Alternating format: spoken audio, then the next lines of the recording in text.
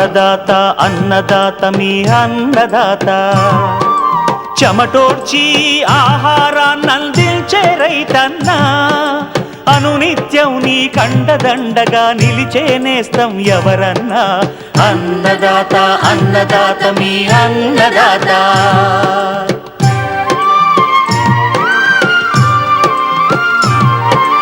నూతన రీతుల సాగుబడికి నూరింతలు పెరిగే దిగుబడికి సూచనలిచ్చే సస్య రక్షణకు పశు పోషణకి శాస్త్ర విజ్ఞానం అందించి ముందుకు నడిపే తెలుగు రైతు భారతదేశానికి మకుటం అయ్యేలా తీర్చిదిద్దే ఆశయంతో మిమ్ము మేలు కొలిపేది అన్నదాత అన్నదాత అన్నదాత మీ అన్నదాత అన్నదాత అన్నదాత మీ అన్నదాత. అన్నదాత ప్రేక్షకులకు నమస్కారం. ఈనాటి ముఖ్యాంశాలు. ఆంధ్రప్రదేశ్లోని దక్షిణ మండలంలో ప్రస్తుత ఖరీఫ్ పంటల సాగు పరిస్థితి, ఎల్నినో నేపథ్యంలో రైతులకు తిరుపతి ప్రాంతీయ వ్యవసాయ పరిశోధన స్థానం ఏడీఆర్ సూచనలు. ఆలస్యంగా ఆగస్టులో కంది విత్తుకునే రైతులు చేపట్టాల్సిన మెలకువలు. ఇంకా జై కిసాన్ వ్యవసాయ సమాచారం.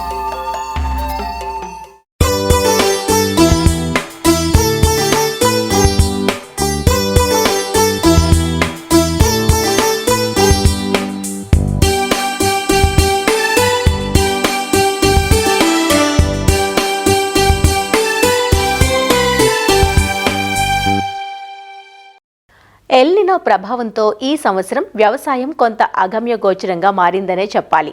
సకాలంలో కురవని వర్షాలు, పెరుగుతున్న వర్షాభావం వల్ల సకాలంలో పంటలు విత్తుకోలేకపోయారు.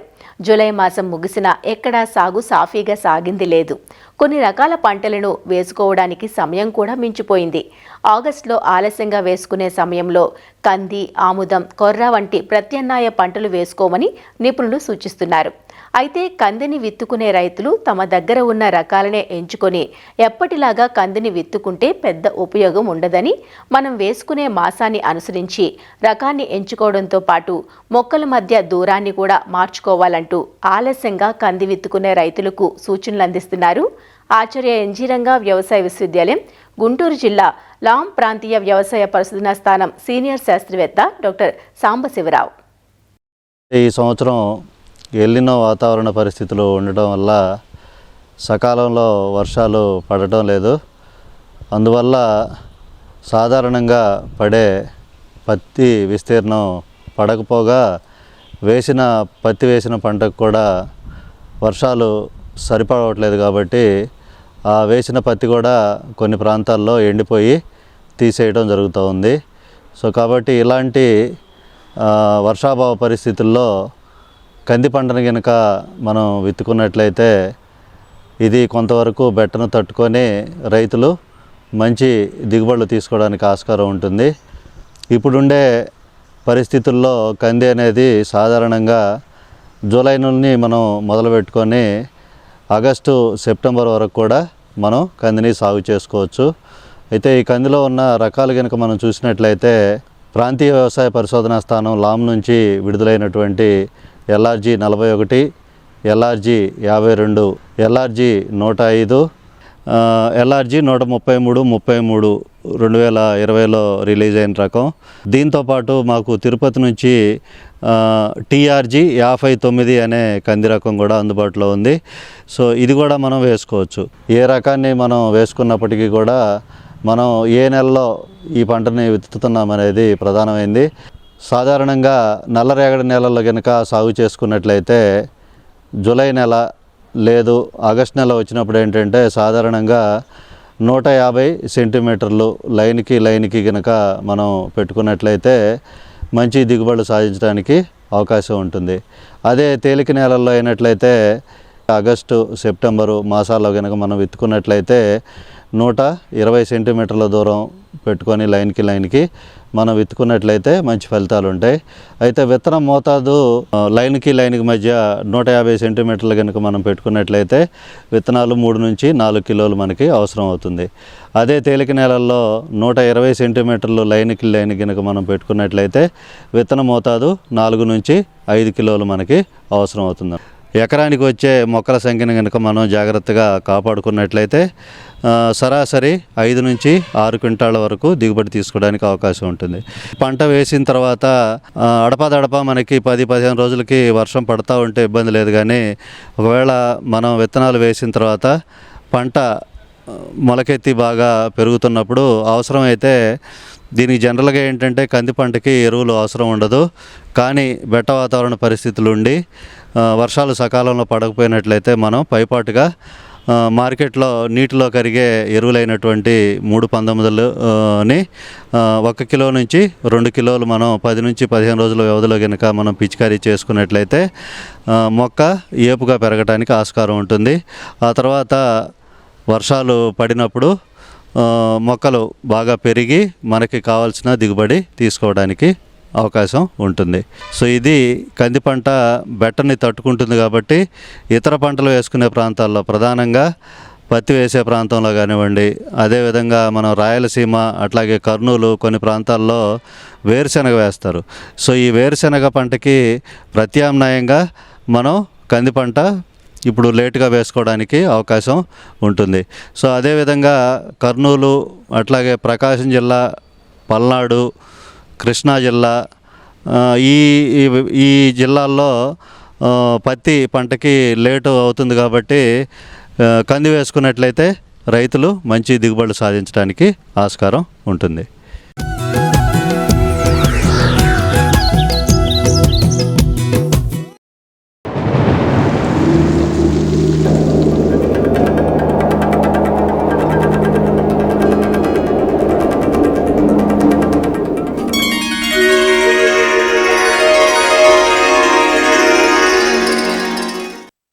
తెలుగు రాష్ట్రాల్లోని దాదాపు అన్ని ప్రాంతాల్లో 2-3 రోజులుగా ఒక మోస్తారు నుంచి భారీ వర్షాలు కురుస్తుండగా ఆంధ్రప్రదేశ్లోని దక్షిణ మండలంలో మాత్రం ఇంకా వర్షాభావ పరిస్థితులు తాండవిస్తున్నాయి.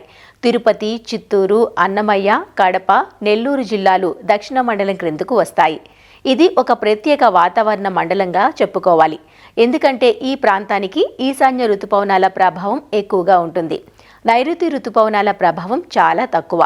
ప్రస్తుతం ఎల్నినో వల్ల నెలకొన్న విపరీత వాతావరణ పరిస్థితుల మధ్య ఖరీఫ్ గడువు ముగుస్తున్న నేపథ్యంలో ఇక్కడ ఖరీఫ్ పంటల సాగు ఎలా ఉంది?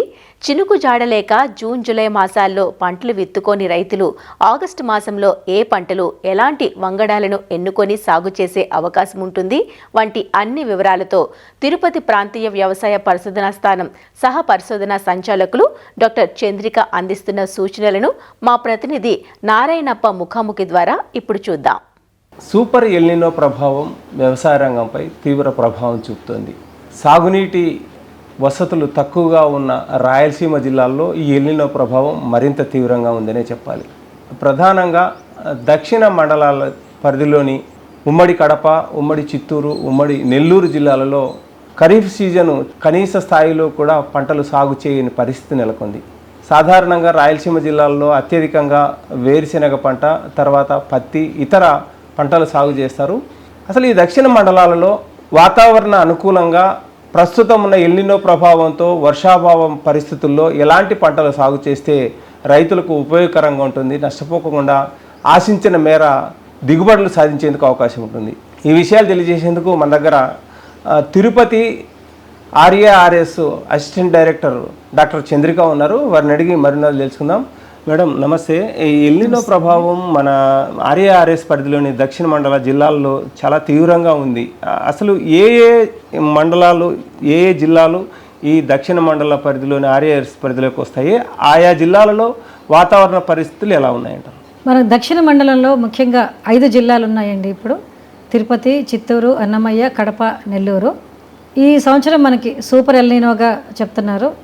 ఎల్నినో అంటే మనకి పసిఫిక్ మహాసముద్రంలో తూర్పు మరియు మధ్య భాగంలో మన సముద్ర జలాల ఉష్ణోగ్రత పెరగటం వల్ల, అంటే సముద్ర జలాలు వేడెక్కటం వల్ల కలిగే ఒక వాతావరణ ప్రక్రియ, అధిక పీడనం అల్పపీడన వ్యత్యాసాల వలన మనకి భారతదేశంలో ఈ సంవత్సరం ఎల్నినో ప్రభావం ఎక్కువగా కనిపిస్తోంది. దానివల్ల నైరుతి ఋతుపవనాలు బాగా బలహీనపడడం జరిగింది. వచ్చిన తేమతో కూడిన గాలులు కూడా మనకి ఈ ఎల్నినో ప్రభావం వలన ఇక్కడికి మనకి వ్యాపార పవనాలు అంటారు, ఆ వ్యాపార పవనాలు రాకుండా కూడా ఈ ఎల్నినో ప్రభావం వల్ల మనకి తగ్గుతుంది. దానివల్ల జూన్ నెలలో మన దక్షిణ మండలంలో 5 జిల్లాల్లో, ముఖ్యంగా తిరుపతి, నెల్లూరు జిల్లాల్లో ఆల్మోస్ట్ సాధారణ వర్షపాతం నమోదైంది. కానీ మిగిలిన 3 జిల్లాల్లో అన్నమయ్య, కడప, చిత్తూరు జిల్లాల్లో కొద్ది లోటు వర్షపాతమే నమోదైంది. ఇకపోతే జూలై నెలకు వచ్చేపాటికి అన్ని జిల్లాల్లో లోటు వర్షపాతం 84 నుంచి 97% వరకు లోటు వర్షపాతం నమోదైంది. ఈ 5 జిల్లాల్లో ముఖ్యంగా అన్నమయ్య జిల్లాలో ఎక్కువ లోటు వర్షపాతం నమోదైంది.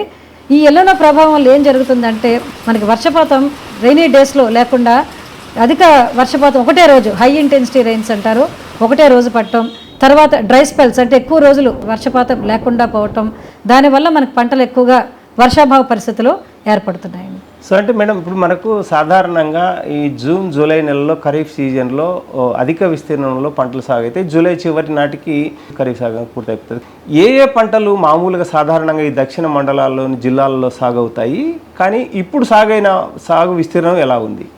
మనకి దక్షిణ మండలంలో ప్రధాన పంటలు నెల్లూరు జిల్లాలో మనకి చూసుకుంటే వరి పంట, తిరుపతి, చిత్తూరులో కొంతవరకు వరి, చెరకు, వేరుశెనగ, ఇక అన్నమయ్య, కడప జిల్లాలో వేరుశెనగ, జొన్న, సజ్జ ఇట్లాంటి పంటలు, ఇకపోతే అపరాలు, చిరుధాన్యాలు, నూనె గింజలు కొద్దిగా మనకి సాగు అవుతూ ఉంటాయండి. నెల్లూరు, తిరుపతి జిల్లాల్లో ఎక్కువ బోరు బావుల కింద ఈ వరి పంట సాగు చేస్తున్నారు. కాబట్టి నెల్లూరు, తిరుపతి జిల్లాల్లో సాధారణ విస్తీర్ణం కంటే కొంచెం అధికంగానే ఒక 10 నుంచి 16% వరిని ఎక్కువగా నాటడం జరిగింది. కాబట్టి తిరుపతి, నెల్లూరులో నార్మల్గా సాధారణంగానే ఉంది. ఇక తిరుపతి జిల్లాలో కొంతవరకు చెరుకు కానీ మొక్కజొన్న కానీ జరిగింది. కానీ అన్నమయ్య జిల్లాలో వస్తే 5% మాత్రమే క్రాప్ కవరేజ్ ఉంది, 95% విత్తడం జరగలేదు. ఇక కడప జిల్లాలో 24% క్రాప్ కవరేజ్ మాత్రమే ఉంది. ఇక చిత్తూరు జిల్లాలో 36% మాత్రమే క్రాప్ కవరేజ్ జరిగింది. చిత్తూరు జిల్లాలో కొంతవరకు నీటి వసతి ఉన్న వాళ్ళు షుగర్ కేన్ వేయడం, జొన్న, సజ్జ కొంతవరకు వేశారండి. కడపలో కూడా వేరుశనగ చాలా తక్కువగానే జరిగింది. ఇంకా రైతులు ఈ వర్షం కోసం ఎదురు చూస్తున్నారు. గత అన్నమయ్య జిల్లాలో ఎక్కువగా ఏ పంట కూడా ఎక్కువగా పడలేదండి. వాళ్ళు కూడా వేరుశనగ విత్తనాలు కూడా సిద్ధం చేసుకున్నారు. మనకి ఆశాజనకంగా వర్షపాతం లేకపోవడం వల్ల 5% మాత్రమే క్రాప్ కవరేజ్ జరిగిందండి అన్నమయ్య జిల్లాలో. ఏ జిల్లాలోనూ పూర్తి స్థాయిలో, నెల్లూరు మినహా మనకు చిత్తూరు కావచ్చు, కడప కావచ్చు, అన్నమయ్య, తిరుపతి జిల్లాల్లో దాదాపుగా 60-70% పంటలు ఇంకా సాగు కాలేదు సాగు విస్తీర్ణంలో. సో అంటే ఈ ఆగస్టు, సెప్టెంబర్ నెలలో ఎలాంటి పంటలు సాగు చేసుకునేందుకు అవకాశం ఉంది? ఒకవేళ ఆశించిన మేర వర్షపాతం రాకపోయినప్పటికీ కొంతమేర వర్షం పడినప్పుడు ఆయా వర్షపాతానికి అనుగుణంగా ఎలాంటి పంటలు సాగు చేసుకునేందుకు అవకాశం ఉంది? మేము ఈ ఎల్నినో ప్రభావాన్ని మనం ముందుగానే ఊహించి మే నుంచి కూడా అవేర్నెస్ వర్క్షాప్స్ అనేవి ఎల్నినో మీద మనకి యూనివర్సిటీ లెవెల్లో కూడా ఎల్నినో మీద నిర్వహించడం జరిగింది. అప్పటి నుంచి ముందస్తుగా రైతుల్ని హెచ్చరిస్తున్నారు. మనకి ఈ వాతావరణం తగినట్టుగా పంటలు వేసుకోవాల్సిందిగా కోరుతున్నారు. తర్వాత జూన్ నెలలో కూడా మనము రైతులకి అవగాహన కార్యక్రమాలు నిర్వహిస్తున్నాము. ఈ మధ్య మనము నంద్యాలలో కూడా southern zone and scares rainfall zone 2 మండలాలకి సంబంధించి మన ఒక వర్క్షాప్ కూడా జరుపుకోవడం జరిగిందండి. అక్కడ అంటే రైతులకి అవగాహన గురించి, ఈ వర్షపాతం తక్కువ ఉన్నప్పుడు మనం ఎటువంటి పంటలు వేసుకోవచ్చు, మనం నీటిని ఎట్లా సంరక్షించుకోవాలి అని దాని మీద ఇప్పుడు కూడా మేము ప్రతి వారం కూడా మనం వర్క్షాప్స్ అనేవి మనం కండక్ట్ చేస్తున్నామండి. ఆగస్టు నెలలో ఇంకా వేరుశనగకి వెళ్ళకపోవడమే ఉత్తమం అండి.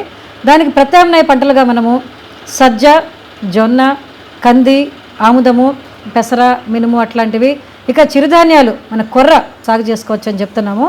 ఇకపోతే ఏక పంటగా కాకుండా అంతర్ పంటలు అంటే కంది కానీ, ఆముదం కానీ, దానిలో అంతర పంటలుగా ఈ సజ్జ కానీ, పెసర కానీ, మినుము కానీ, కొర్ర కానీ అట్లాంటి అంతర పంటలుగా వేసుకున్నట్లయితే వారు ఏదో ఒక పంట తీసుకోగలుగుతారని ఆశిస్తూ మేము రైతులకి ఈ అవగాహన కార్యక్రమాలు కూడా కల్పిస్తున్నామండి. ఓకే మేడం, అంటే ఈ వర్షాధారంగా పంటలు సాగు చేసే నేలలకు సంబంధించి ఎర్ర నేలల్లో ఎలాంటి పంటలు సాగు చేసుకోవచ్చు, తర్వాత నల్లరేగడి నేలల్లో ఎలాంటి పంటలు సాగు చేసుకోవచ్చు? ముఖ్యంగా ఎర్ర నెలల్లో అంటే వాటి తేమని నిలుపుకునే శక్తి ఎక్కువగా ఉండదు కాబట్టి మనకి షార్ట్ డ్యూరేషన్ అంటే తక్కువ కాల పరిమితి కలిగిన పంటల్ని మనము సాగు చేసుకోవాల్సిగా చెప్తున్నాము. అంటే ఎక్కువగా మిల్లెట్స్ అంటే కొంచెం వర్షాభావాన్ని బెట్టను తట్టుకునే పంటలు మనకి సజ్జ కానీ, జొన్న కానీ, పెసర కానీ, మినుము కానీ తక్కువ కాల పరిమితి కలిగి వర్షాభావాన్ని తట్టుకునే పంటల్ని మనము వేసుకోవాల్సిందిగా మనము చెప్తున్నామండి. అట్లాగే నల్లరేగడి నెలల్లో కొంతవరకు మనము కంది కానీ ఆముదం కానీ అట్లాంటివి మనం సాగు చేయాల్సిందిగా చెప్తున్నాము రైతాంగానికి. Okay madam. అంటే ఇప్పుడు వర్షాధారం కాకుండా అరకొర నీటి వసతి ఉంటుంది, బోర్ల మీద ఆధారపడి ఉంటారు. ఈ ఎల్నినో ప్రభావంతో బోర్లలో నీళ్లు ఎండిపోయేందుకు కూడా అవకాశం ఉంటుంది కదా. ఇలాంటి అరకొర నీటి వసతి ఉన్న ప్రాంతాలలో పొలాలలో ఎలాంటి పంటలు సాగు చేసుకోమని మీరు సూచిస్తారు? ఎలాంటి పంటలు సాగు చేసుకుంటే రైతు నష్టపోకుండా దిగుబడులు సాధించేందుకు అవకాశం ఉంటుంది? ఇప్పుడు రైతులు మనకి ఆల్రెడీ బోరు బావుల కింద వరి పంటని సాగు చేస్తున్నారు. కాకపోతే బోరు బావుల్లో కొంచెం నీటి మట్టం తగ్గటం జరుగుతుంది. అంటే నీటిని మామూలు నీటిపారుదల పద్ధతులు కాకుండా డ్రిప్ స్ప్రింక్లర్ ద్వారా మైక్రో ఇరిగేషన్ సిస్టమ్స్ అంటున్నాము, దాని ద్వారా నీటిని మనము ఇచ్చుకోవాల్సిందిగా కోరుతున్నాము. తర్వాత పశువులకు కూడా పశుగ్రాసం కొరత బాగా ఏర్పడుతుంది కాబట్టి తక్కువ నీటి వసతి ఉన్న ప్రాంతాల్లో మనము కొంతవరకు పశుగ్రాసాలని, ఇంకా సజ్జ, జొన్న, పెసర, మినుము ఇట్లాంటి పంటలను కూడా తక్కువ కాల పరిమితి ఉండే పంటల్ని సాగు చేసుకోవాల్సిందిగా కోరుతున్నాం. ఏ తరహా వంగడాలను మనము సాగు చేసుకుంటే ఈ వర్షాభావ పరిస్థితుల్లో అరకొర నీరున్న సందర్భాలలో రైతులకు ఉపయోగకరంగా ఉంటుందంటారు? ఈ వర్షాభావం తట్టుకునే వెరైటీస్ అండి చాలా ఉన్నాయి మనకి. వేరుశనగకైతే మనం ఇక్కడ విశిష్ట అని చెప్తున్నాము, ఇంకా ధరణి అనే రకాలు చెప్తున్నాము. తర్వాత పెసర LGG 460, 670 అట్లాంటి రకాలు చెప్తున్నాము. ఇక మినుముకు వస్తే TBG 104, 141 అని చెప్తున్నాము. జొన్నలో కూడా NTJ 5 అనే వెరైటీని చెప్తున్నాము మనము. ఇక కొర్రలో కూడా మహానంది, సూర్యనంది, గరుడ ఇట్లాంటి రకాలని మనము చెప్తున్నామండి. ఇకపోతే ఉలవలో కూడా ATP అనంతపూర్ నుంచి ఈ మధ్యగా రిలీజ్ చేసిన ఒక రకాన్ని ATP HG11 రకాన్ని కూడా మనము సిఫార్సు చేస్తున్నామండి. నెల్లూరు జిల్లాకు కానీ తిరుపతి జిల్లాకు కానీ NLR 34449 అంటే నెల్లూరు మషూరా అన్నది మనము ఇక్కడ రికమెండ్ చేస్తున్నామండి.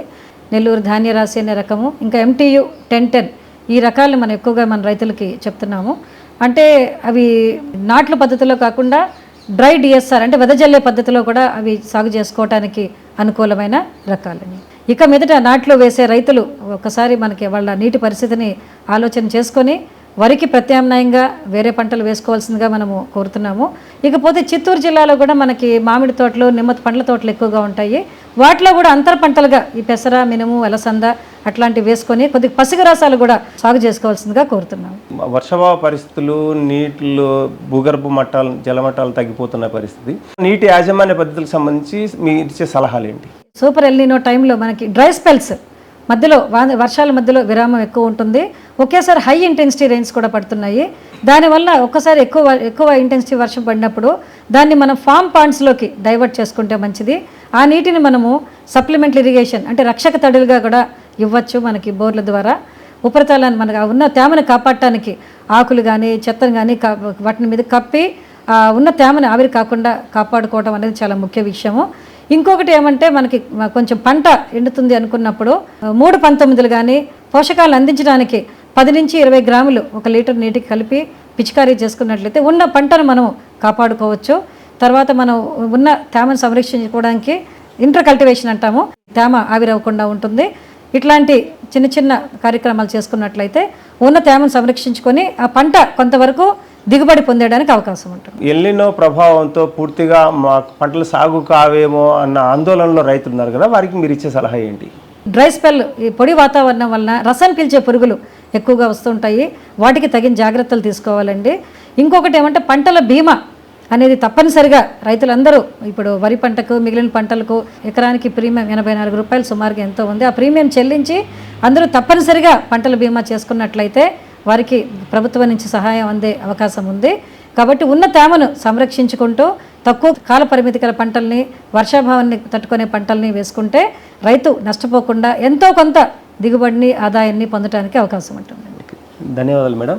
సో ఇది పరిస్థితి. ఎల్నినోను ఎదుర్కోవడానికి తగిన స్థాయిలో రైతులు సన్నద్ధమై అందుకు తగిన రీతిలో అనువైన పంటలను సాగు చేయడంతో పాటు వర్షం కురిసినప్పుడు వాననీటిని తగిన రీతిలో యాజమాన్య పద్ధతులు పాటించి వాటిని వినియోగించుకోవడం ద్వారా ఎల్నినో నుంచి గట్టెక్కచ్చని, అదేవిధంగా పంటల బీమాను కూడా ప్రతి ఒక్క రైతు వినియోగించుకొని పంటలు రాని పరిస్థితుల్లో బీమా పొందేందుకు కూడా అవకాశం ఉంటుందన్న అభిప్రాయం శాస్త్రవేత్తలు వ్యక్తం చేస్తున్నారు. కెమెరామెన్ భాస్కర్తో V Narayanappa, ETV news, Tirupati.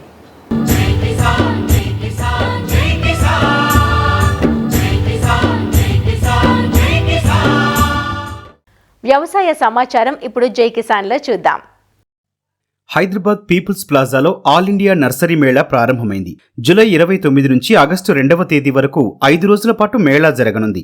దేశవ్యాప్తంగా పేరెన్నికగన్న నర్సరీలు దాదాపు 120 వరకు స్టాళ్లను ఏర్పాటు చేశాయి. విభిన్న రకాల మొక్కలతో మేళా సందర్శకులను ఆకట్టుకుంటోంది.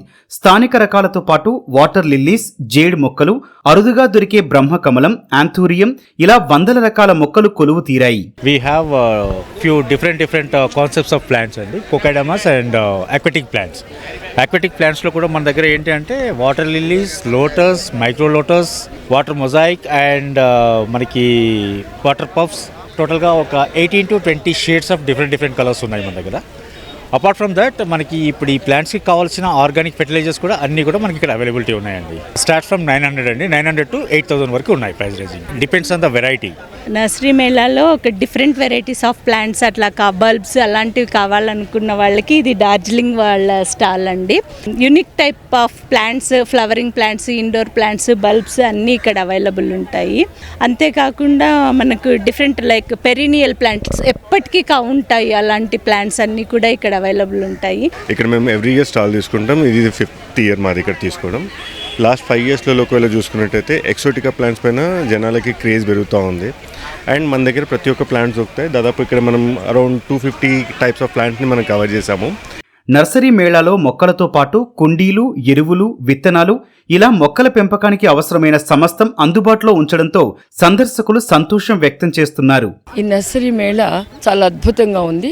పక్క ప్రకృతి కూడా వర్షం జోరును కురుస్తూ ఉన్నా కూడా ఆనందంగా, తన్మయత్వంగా కూడా అనిపిస్తున్న మొక్కల అందాలను చూస్తూ ఉంటే. అన్ని రంగులతో కూడా వాటర్ లిల్లీలు ఉన్నాయి. అలాగే డార్జిలింగ్లో పూసేటువంటి బూకేల్లో మనం చూసేవండి ఫ్లవర్స్ కానివ్వండి, రకరకాల మామిడి పళ్ళల్లో జాతుల్లో వెరైటీస్ కానీ, ఇంకా వాటి చూస్తూ ల్యాండ్స్కేపింగ్ సంబంధించినవన్నీ, ఇవన్నీ చూస్తుంటే ఈ నర్సరీ మేళా అద్భుతం అనిపిస్తుంది. నర్సరీ మేళా ఎవ్రీ ఇయర్ పెడతారు కదా, పెట్టిన 1-2 టైమ్స్ ఎప్పుడైనా సరే డెఫినెట్గా అయితే వస్తాం. ఈరోజు సెలవు పెట్టి మరి వచ్చి ఆఫీస్ నుంచి. సో వాన ఉన్నా సరే రెయిన్ కోట్స్ ఇవన్నీ చూసి ఫుల్లీ ప్రిపేర్డ్ అనమాట. సో లాస్ట్ టైం కన్నా ఈ టైం కలెక్షన్ చాలా బాగుంది. కొన్ని రేర్ ప్లాంట్స్ ఇవి కూడా బాగా దొరికినాయి మాకు. సో అటు వెస్ట్ బెంగాల్ అటు నుంచి వచ్చిన కలెక్షన్ కూడా చాలా బాగుంది లాస్ట్ టైం కన్నా కూడా. ఈసారి ఆర్కిడ్స్లో మైక్రో ఆర్కిడ్స్, చిన్న ఆర్కిడ్స్ అవి చాలా దొరికినాయి. అండ్ మనకి లోకల్ నేటివ్ వెరైటీస్ అయితే సంపెంగ, సింహాద్రి సంపెంగ ఇవి కూడా చాలా బాగున్నాయి. అండ్ క్లైంబింగ్ రోజ్ ఒకటి, చాలా వెరైటీస్ కలర్స్ ఉన్నాయి ఈసారి. సో ఇవి చాలా బాగున్నాయి. తను పెంచుతారు, నేను ఎంజాయ్ చేస్తాను అనమాట ప్లాంట్స్లో, ఆ గార్డెన్లో అలా కూర్చుని. So it gives so much of piece with in and the day starts with greenery, flowers కానీ అవన్నీ చూసినప్పుడు చాలా మంచి పీస్ఫుల్నెస్ వస్తుందన్నమాట. సో ఇక్కడ నేను వచ్చినాక నాకు చూడంగానే నచ్చినవి lotus and water lilies, mini lotus కూడా చాలా బాగున్నాయి. సో అవి ఏంటంటే అది చూసిన వెంటనే అది ఒక అథెంటిక్ పాతకాలంలో ఉండే ఆ ఫీల్ ఇది వస్తుందన్నమాట. మరిన్ని విభిన్న అంశాలతో రేపటి అన్నదాతలు మళ్ళీ కలుసుకుందాం. నమస్కారం. అన్నదాతలు తమ సందేహాలు, సమస్యలను 1-800-425-4085 టోల్ ఫ్రీ నంబర్లో ఉదయం 10 నుంచి 11 గంటల మధ్య పని దినాలలో సంప్రదించగలరు. ఈ కార్యక్రమాన్ని యూట్యూబ్లో www.youtube.com/అన్నదాత ఈటీవీ లింక్ ద్వారా వీక్షించవచ్చు.